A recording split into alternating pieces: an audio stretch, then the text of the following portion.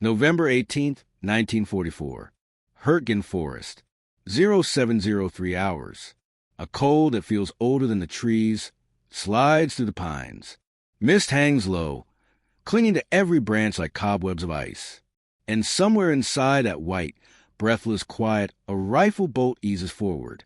Oberstreiter Erich Voss, 23 years old, the best marksman in his company, lies belly down in a bed of rotting needles, his cheek against the cold stock of his Carabiner 98K. He can barely feel his fingers, but he doesn't need to. Muscle memory does the work. Ahead of him, 50 meters away, sits a shattered stone farmhouse. Roof gone, beam snapped, one wall caved in. American territory now. And inside it, he's certain, is a single GI. A straggler. Maybe wounded. Maybe lost. An easy kill. He breathes once, slowly. Watches the front door. Watches the empty window frame. Watches the stillness that should not be still. The fog shifts, revealing just enough. A flicker of movement. A silhouette leaning against the inner wall. A helmet. A shoulder. A man. Voss's heartbeat slows. His world narrows to the width of a rifle sight. He's been hunting Americans for weeks, through rain, sleet, and artillery so constant it feels like weather. But this shot, this one, feels like a gift. The forest has swallowed entire battalions. He's made it through. He's sharp in the cold, steadier than the fear. He inches his crosshairs upward, but something bothers him. The silhouette hasn't moved. Not even a tremor. Voss squints. Fog drifts across the window again, but he's already adjusting for wind. One shot, he thinks. One more tally on the stock. Then back to the lines before the Americans start probing again. His gloved finger tightens. A crack of rifle fire tears through the trees. But it isn't his shot. The round whistles past him, slaps bark off the pine inches from his ear. He jerks back, heart slamming into his ribs. Someone else is shooting. Someone unseen. Verdammt! He hisses, rolling into a shallow ditch as another round punches into the tree where his skull had been. He steadies his breathing, forces himself to think. There was supposed to be one American, one lone GI. So who just fired on him? Voss angles his rifle barrel over the rise and scans the farmhouse again. The silhouette is still there, stiff, unmoving. A dummy, a trick. Whoever is out there isn't in the building at all. He feels the first crack of fear. He's not the hunter anymore. He's the prey. The fog coils thicker now, swallowing the farmhouse, swallowing the trees, swallowing every direction but the one he's staring into. The forest becomes a maze of shadows and jagged white. Every branch could hide a rifle barrel. Every stump could be a man. He listens so hard his ears ache. A twig snaps. Not ahead.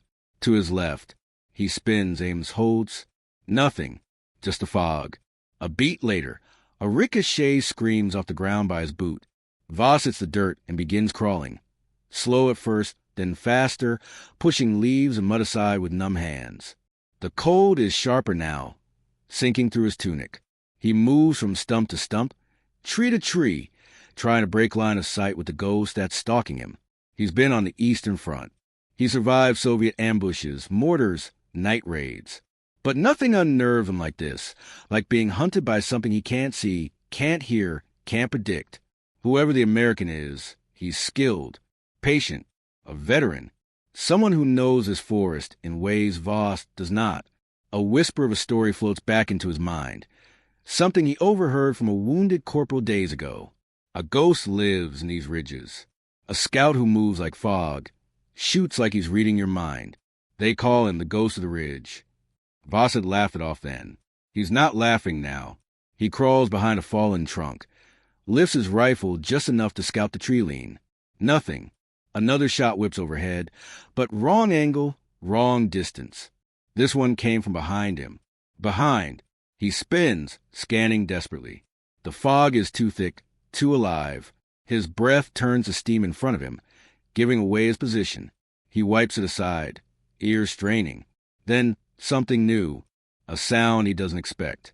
Footsteps, slow, measured, crunching through the frost. Coming closer, not rushing, not hiding, coming straight for him. Voss's blood turns to ice. He chambers around, but his hands betray him. Shaking now, trembling from cold and fear together. The footsteps stop. Silence. Then a voice, American accent, low enough to feel personal. You picked the wrong man to hunt. Voss freezes. His heart bangs against his ribs hard enough to hurt. Who is this man? Where is he? How long has he been circling behind him? The fog shifts again, and for the first time, Voss sees a shape. Faint, half-formed.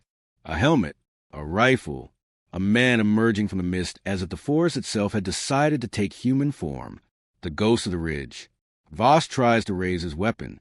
Too slow. The American fires. The world erupts in white. The crack of the rifle is sharp enough to split the fog in half. Voss flinches, expecting the impact. A punch, a burn, the darkness that follows. But it never comes.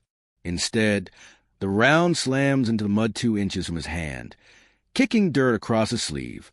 A warning shot. Not a kill. For a full second, Voss cannot move. His mind refuses to accept what his eyes are telling him. The American, this phantom, this scout, this ghost, had a perfect shot at his head and chose not to take it. The silhouette stands still, calm, balanced. A soldier who has shot enough men to know he doesn't have to rush. The rifle is steady, the helmet low. Whoever this guy is, he's done this before, and Voss understands the message. You're alive because I want you alive. He forces himself to breathe, forces his shaking hands to obey. Slowly, he drags his boots beneath him and ducks behind a fallen tree again. But the ghost doesn't fire, doesn't pursue, doesn't speak. He just waits. You can almost feel the pressure closing in, like the fog itself is trying to crush Voss backward into the earth. He thinks of his training. If spotted, relocate. If pinned, reposition. If outmatched, survive. But none of that helps him here. Not against someone who has studied this forest longer than he's been alive.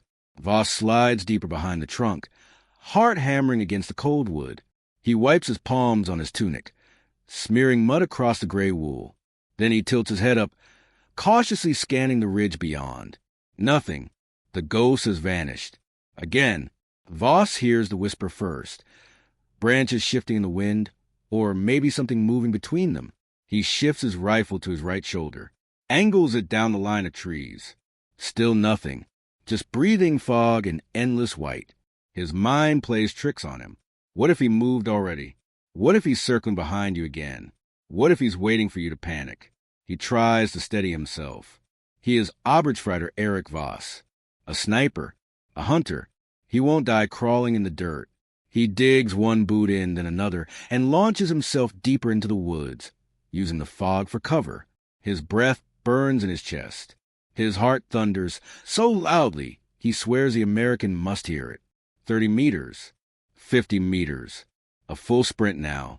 He breaks past a line of pines and slides down a shallow ridge, gravel biting into his palms. His rifle nearly slips from his fingers. He grabs it, holds it tight.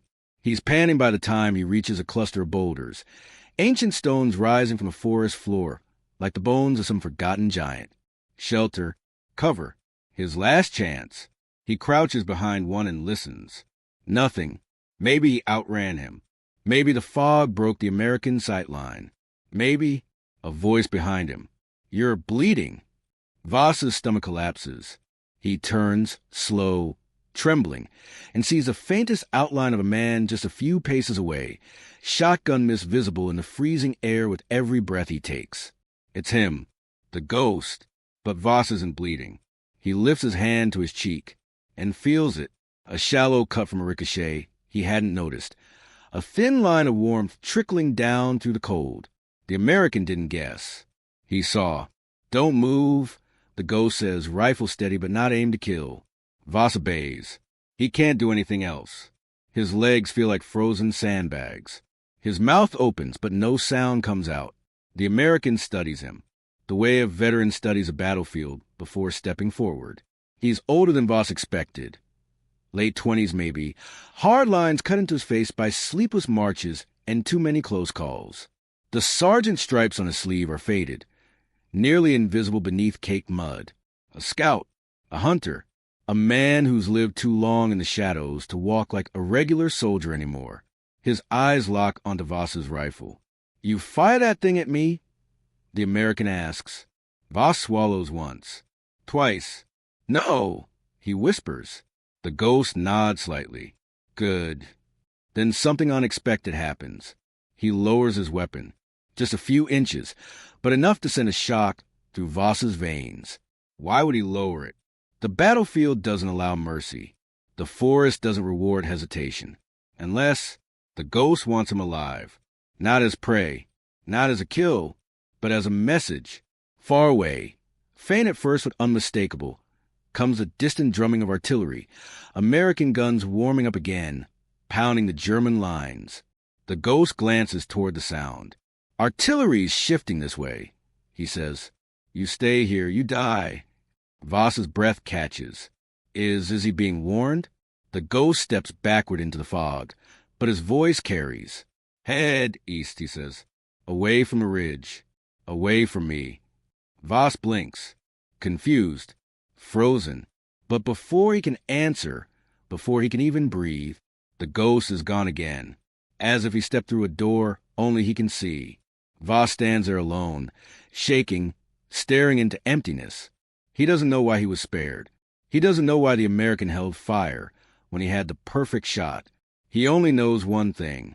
This story, this moment, this encounter will haunt him for the rest of his life. Because monsters don't always look like monsters. Sometimes they look like men. Men who walk through fog like it's air. Men who can kill you and choose not to. Men who earn names like Ghost of the Ridge.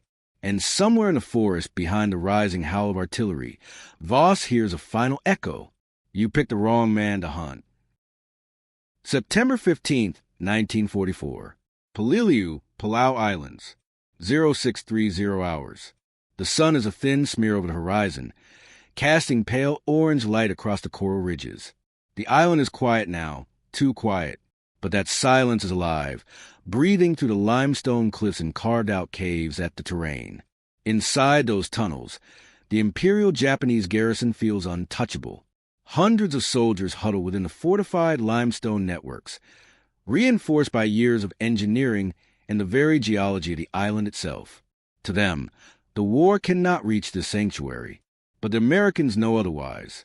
Sergeant Harold Red Jenkins, commanding a platoon of flamethrower-equipped Sherman tanks, peers over the ridge. His eyes narrow against the glare, scanning for the telltale black mouths of enemy bunkers. He can see the shadowed cave entrances, dark teeth in the coral face, and he knows what waits inside. The Marines had tried every approach. Mortars, grenades, high explosives, rifle fire, all had been largely ineffective. The Japanese dug in deeper after every attack, their defenses evolving faster than the Marines could assault them. It was a stalemate, a nightmare of attrition in the scorching sun. But now, the long-range flamethrower tanks have arrived, a weapon thought impossible for this terrain. The M4 Shermans have been modified with extended fuel lines, reinforced pumps, and nozzles capable of projecting fire deep into the caves, 40, 50, 60 feet if needed. Jenkins climbs into the turret of his lead Sherman, the engine thrumming beneath him. He feels the heat already, even before the flamethrower roars. He knows the effect this weapon will have. Fire, smoke, terror. He gives the order. The first tank moves forward slowly, a predator stalking across the coral, treads crushing the brittle ground beneath. The Marines follow, weapons ready, eyes fixed on the looming cave mouths. Then, the first blast erupts. A column of fire bursts from a nozzle, like a dragon's breath, arcing over the ground and diving into the largest tunnel entrance. The limestone walls reflect the heat, amplifying it. Smoke billows black and thick, rolling out like a living thing. Inside, the Japanese hear it before they see it. The roar of flames, the heat surging toward them, licking the corners of their sanctuary. Soldiers shout, panic spreading like wildfire in the confined tunnels. The caves, once thought safe, now feel like a trap. Captain Toshio Nakamura, stationed at the largest fortification, orders a counterattack, but the Marines are relentless. The fire reaches every branch of the limestone maze, finding pockets of defenders. They scramble, trapped in smoke, blinded by heat, listening to the tank's relentless mechanical roar. Outside, Jenkins watches a reaction. He knows the effect is not just physical, it's psychological. Every soldier in those caves is realizing something they never imagined. Nothing can protect them here anymore. He glances at his fellow Marines. Sweat mixes with grime on their faces. They move with mechanical precision, eyes trained, nerves taut. The island, the caves, the coral cliffs, all of it is a battlefield, and every step is survival. A secondary blast erupts from another Sherman. Flames carve through a smaller tunnel, forcing Japanese troops into open courtyards they had assumed safe. Jenkins can see them now, huddled in groups, weapons useless, courage melting under the heat. Some charge, some surrender, many perish, and all are forced to face the undeniable truth. The war had caught them, even in their supposed fortress. For the American forces, it is a turning point. The flamethrowers prove that no cave, no bunker, no natural fortification can stop them. The Japanese defenses crumble not only from the flames, but from fear. The legend of the long-range flame tanks will spread, whisper among the surviving enemy, amplified in reports back to high command, a weapon so terrifying it could make even the most steadfast soldiers rethink the meaning of invincibility. The smoke clears slowly, revealing scorched earth, blackened limestone, and survivors crawling from tunnels like shadows of defeated. Jenkins climbs down from his Sherman, eyes scanning for signs of life, or resistance. Silence greets him. The roar of the flamethrowers fades, leaving only the echoing heat of devastation. This moment marks more than just a tactical victory. It is proof that ingenuity, combined with courage, can break even the most stubborn defenses. What once seemed untouchable is now conquered. What once felt like safety is now fear. And somewhere in the scorched tunnels, the Japanese officers, those who survived, realize the rules of this war have changed forever. The ghost of Paliliu, as some Marines would later call the first wave of flamethrower tanks, has arrived. Every cave, every ridge, every shadow corner of that island now belongs to the Americans. The fire has reached them all. The Hurtgen Forest and Paliliu, two battlefields thousands of miles apart. But the lessons of fear, surprise, and ingenuity echo between them like distant thunder. In the forest, Eric Voss sits alone, still trembling behind the boulder. The ghost of the ridge has vanished, leaving only the memory of impossible precision and restraint. Voss is alive, but changed. Every shadow feels alive now. Every whisper of wind carries intent. He knows that a single American scout could outthink, outmaneuver, and almost mock him in the silence of the forest. He has faced a predator that doesn't seek glory, only the perfect calculation. Across the ocean, in the sun-scorched Paliliu Islands, Sergeant Jenkins and his flamethrower crew stand amid smoke and ruin. The caves they have conquered were thought impenetrable, fortresses of stone and willpower. Yet a combination of engineering, courage, and timing shattered them, exposing the enemy to fire and fear alike. What seemed impossible became reality. A flame, precisely directed, rewrote the rules of engagement. Both Voss and the Japanese officer survived, but survival came with the same lesson. Expect the unexpected, respect the unknown, fear the relentless mind and opponent who adapts faster than you can predict. Voss crawls forward, every step careful, measuring the terrain, every rustle of leaves a potential threat. He doesn't yet understand the mercy he was granted, only that he must move. Each footfall is a calculation, each breath measured. He cannot go back. The ridge is no longer his hunting ground. It has become a gauntlet. The ghost of the ridge has left him alive to learn that fear can be a teacher, more powerful than any bullet. Meanwhile, on Paliliu, the Japanese officers regroup, blinking through smoke and soot. The caves are blackened, supplies destroyed, morale shattered. They understand now that ingenuity, a weapon forged not just in steel, but in imagination, can strike where brute force cannot. Every soldier who survived that morning will carry the terror of fire into every corner of the battlefield, a chilling reminder that no fortress, no matter how carefully designed, is ever truly safe. Both battlefields, both moments, share a common thread, the reversal of expectation. The hunter becomes the hunted. The invincible defense becomes vulnerable. The impossible becomes reality. These are the moments that haunt soldiers, become whispered legends, and are recorded in history not just for their tactical value, but for the human emotion they unleashed. For Voss, the Hurtgen Forest is a lesson in humility and terror, a reminder that skill can be countered by instinct, patience, and the courage to act where no one expects. For the Japanese officers on Polilliu, the roar of the flamethrowers is proof that no human fortification can withstand innovation when applied with precision and audacity. And for those watching today, these moments serve as a cinematic window into the chaos, the fear, and the ingenuity of World War II. The Ghosts of the Ridge, the long-range flamethrower tanks, they are more than historical footnotes. They are symbols of how courage, calculation, and innovation can rewrite the rules of war in the most desperate circumstances. Some soldiers fight for survival, some fight for victory, and some, the rare few, fight in ways that transform the battlefield itself. Voss moves carefully through the Hurtgen pines, the fog wrapping around him like a warning. He does not know if he will survive the next encounter. He does know one thing. He will never underestimate the mind behind the rifle again. On Polilliu, Jenkins wipes sweat and grime from his brow, eyes scanning the horizon for the next target. He knows that each flame sent down the caves changed the psychological landscape of the enemy. Fear can be as decisive as fire. The impossible has been achieved, and history will remember it. In both places, the unexpected hunter, the innovative weapon, the reversal of expectation. These are the stories that make war cinematic, terrifying, and unforgettable.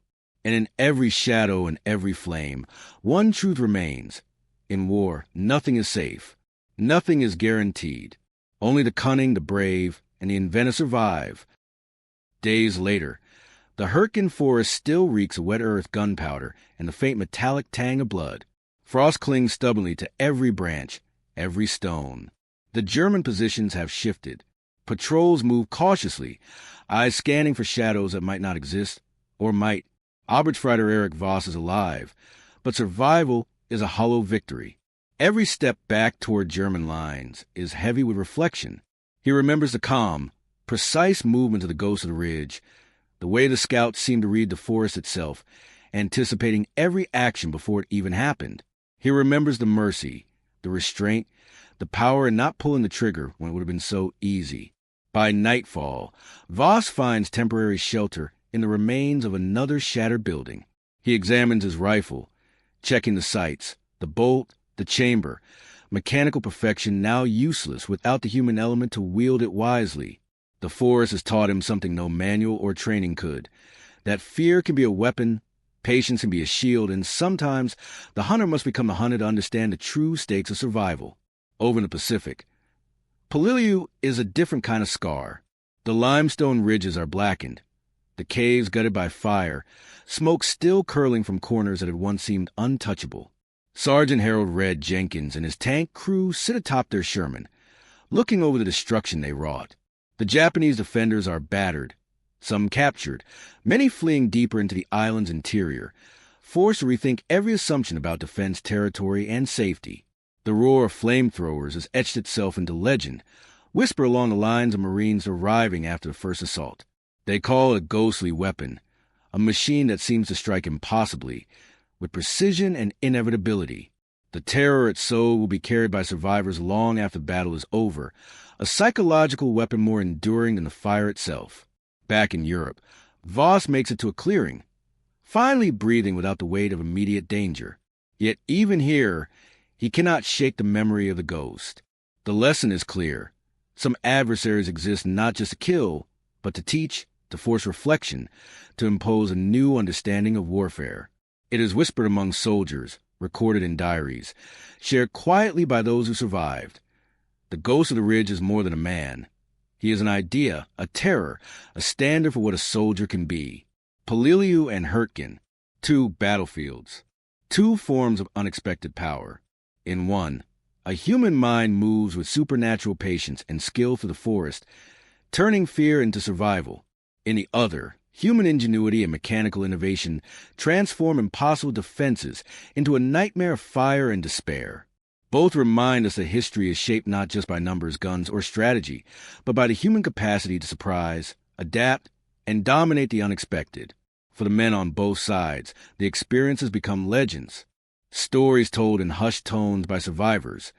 The German sniper haunted by a man who could predict every move, the Japanese soldier who stared into flames and realized safety was an illusion. Both are accounts of shock, awe, and revelation. Perfect examples of why some battles linger in memory long after guns have fallen silent.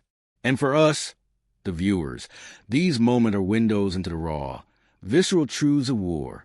The tension, the fear, the ingenuity, and humanity interwoven with terror. We see the sniper, frozen in fog and instinct, and we feel the forest close in.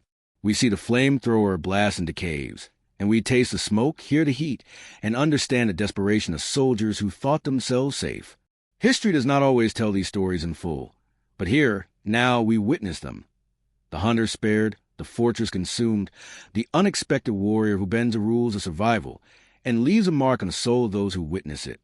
In the end, legends are born not just in victory, but in moments of impossible survival, in innovation that changes a game, in fear that teaches respect. Voss would carry the ghost in his mind for the rest of his life, just as survivors of Polillo would carry the roar of flame in theirs. 2 battlefields, 2 stories, 1 truth. In war, the line between hunter and hunted, invincible and vulnerable, is never fixed.